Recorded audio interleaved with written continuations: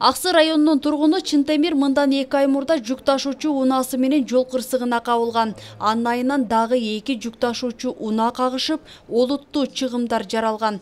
Айып Чынтемирде болгондуктан келтирилген зыянды өзү төлөп берген. Ал жерде күнөөлүү мен өзүм болуп калдым. Токтоп турган 2 унааны сүзүп алганмын.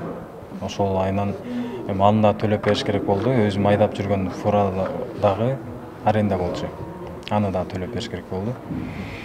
Анан Кыргыз элинен жардам сурап чыктык баарына. Анан бул жакка келдик.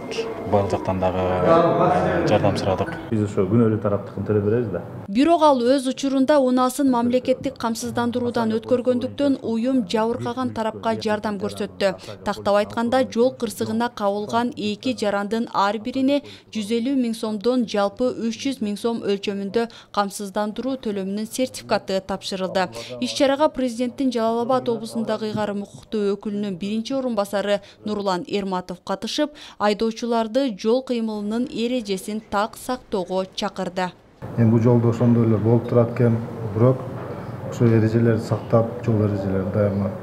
Тим более бул баягы международный трассада этияттуу жүрүш керек. Мына мамлекет тарабынан ушундай жакшы немелерди киргизип атат, камсыздандыруу. Ошонун негизинде мындай силерге акчаларды төлөп берип атабыз. Бул жакшы, буну колдошубуз керек бардыгыбыз.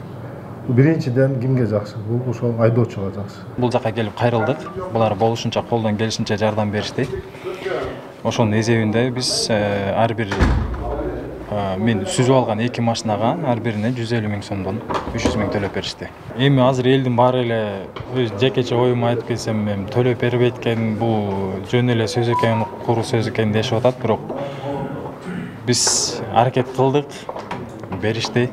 Камсыздандырыш керек, Алла кааласа. Мамлекеттик камсыздандыруу уюмунун маалыматына алайык, мындай учурлар жарандар арасында камсыздандыруунун зарылдыгын түшүнүүгө түрткү болууда. Унаа ээлеринин коопсуздугу жана каржылык корголушу үчүн мамлекет тарабынан берилип жаткан мүмкүнчүлүктү туура пайдалануу маанилүү.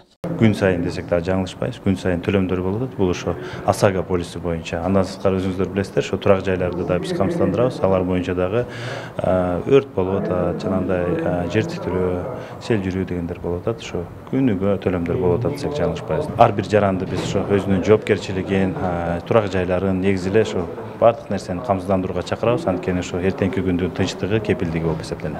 Жол кырсыктары күтүүсүз болот. Бирок камсыздандыруу күтүлбөгөн учурларда көмөк көрсөтө турган ишенимдүү уюм. Эске салсак, Жалал Абад облусунда мамлекеттик камсыздандыруу уюмунан 35 000 жаран жоопкерчилигин камсыздандырган. Жаңылай Болотбекова, Жанузак Нурдавлет уулу, Жалал Абад шаары.